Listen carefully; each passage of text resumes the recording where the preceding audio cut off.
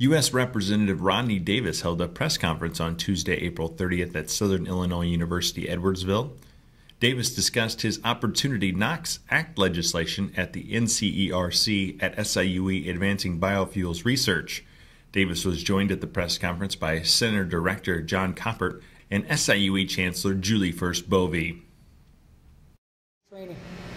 What we hope to do with this bill is to simplify workforce training issues so that families and the hardworking taxpayers of this district have the option to get the education, the training they need to fill a job and work in a career that they choose to work in.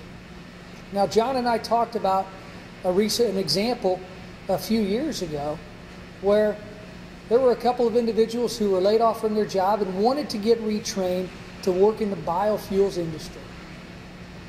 Well, they got that training and they got the job, a good paying job.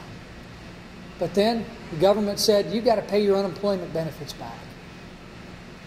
That's not common sense.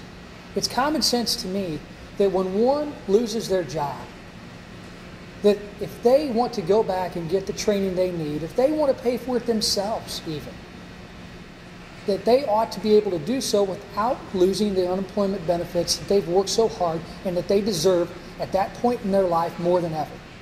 Over the last 6 years, this center has trained over 600 persons through who no fault of their own have found themselves either unemployed or underemployed. Who are these 600 persons? They're persons just like me. They're persons just like us. They're persons from America's heartland. They're persons from rural America.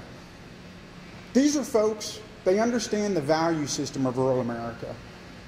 They understand the importance of sacrifice and giving something back. The Opportunity Knocks Act would broaden the definition of the approved training.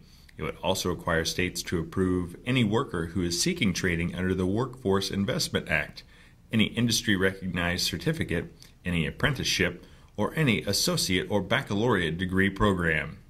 For SIUE News, I'm Chris Bray.